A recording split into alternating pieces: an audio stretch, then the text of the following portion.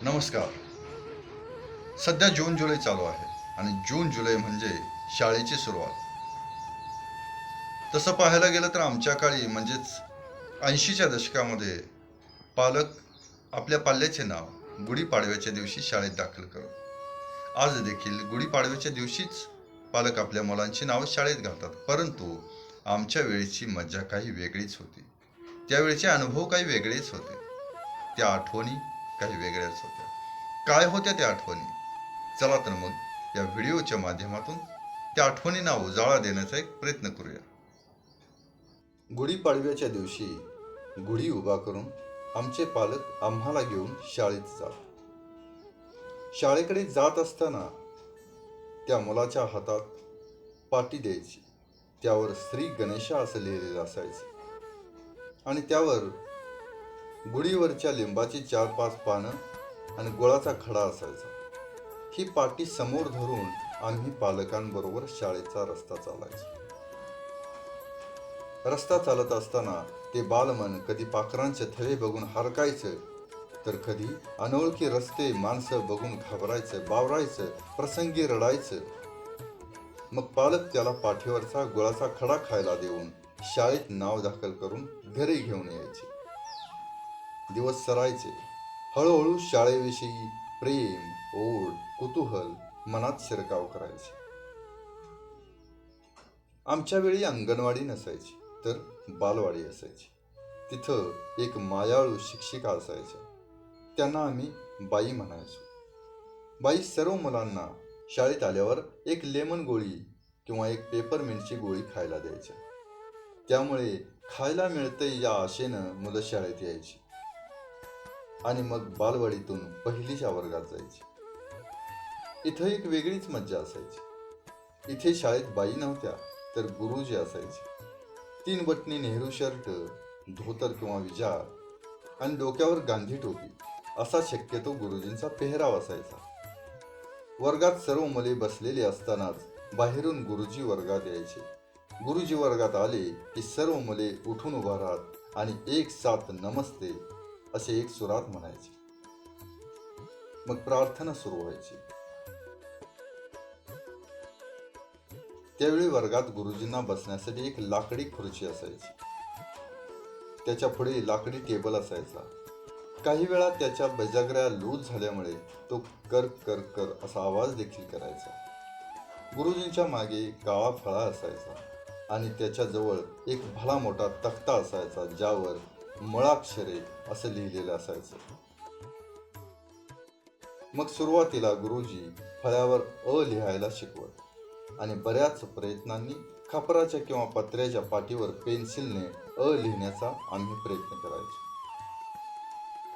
काही वेळेला पाटीवर पेन्सिल लिहित नसत. मग कुणीतरी पेन्सिल तोंडात घालून त्याला थुंकी लावून पेन्सिलवर लिहिण्यासाठी कल्पना देत. मग प्रत्येकजण पेन्सिल तोंडात घालून थुंकी लावण्याचा प्रयत्न करायचा आणि पाठीवरती पेन्सिल लिहिण्याचा प्रयत्न करायचा आणि काय आश्चर्य, थुंकी लावल्यानंतर पेन्सिल पाठीवर उठायची. आम्हाला जग जिंकल्याचा आनंद मिळायचा आणि बऱ्याच प्रयत्नांनी आम्ही अ लिहायचे. या गडबडीत कोणी कोणी पेन्सिल खायचं देखील. मुलं दुपारच्या सुट्टीत घरी जेवायला यायची. जेवण करून पुन्हा शाळेत जायची व सायंकाळी 5:30ला परत शाळा सुटायची. या काळात दप्तराची पिशवी म्हणजे सॅक नसत, तर साधी वायरीची बाजाराची पिशवी, प्लास्टिकची पिशवी, लागवडीच्या पोत्यांची पिशवी अशाच सर्वांच्या पिशव्या असायच्या. एखाद दुसऱ्या श्रीमंताच्या पोराची खाकी रंगाची गळ्यात अडकवायची शाळेची पिशवी असायची.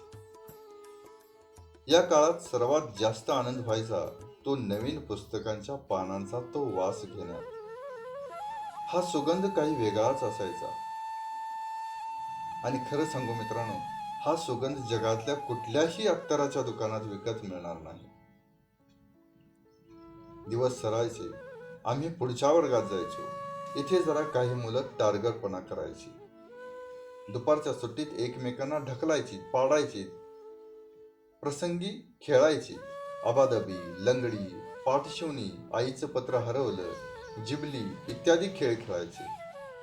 कधी कधी एकाच वहीत मधोमध पानांचा त्रिकोण करून 2 विषय एकाच वहीत घालायचे. तर कधी वहीत अगर पुस्तकात मोरपीस किंवा पिंपळाचं पान ठेवलं जात. कोणीतरी सांगितलं होतं, पिंपळाचं पान वहीत ठेवल्यावर त्याचे पैसे होतात म्हणून. पिंपळाच्या पानाचे कधी पैसे झालेच नाही, परंतु या आठवणी मात्र आज पैशापेक्षाही मोठ्या झाल्या. तो एका बाजूने घासलेला खोल रबर, एक तांबडा एक निळ्या रंगाचा असलेला पेन, त्यात घातल्या जाणाऱ्या रफी, अर्धवट संपलेली पेन्सिल आणि हे सर्व सांभाळण्यासाठी ती नटराजची कंपास पेन.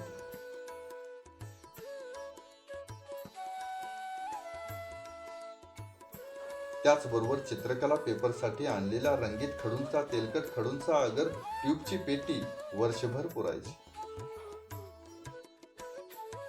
आज ही आठवते ती शाळा, एक सुरात म्हटली जाणारी प्रार्थना, एक सुरात म्हटले जाणारे पाढे, कविता. निरागस मनावरती उमटलेल्या त्या कितीतरी गोड आठवणी मनाला पुन्हा एकदा आठवणीच्या पावसात चिंब करून जातात.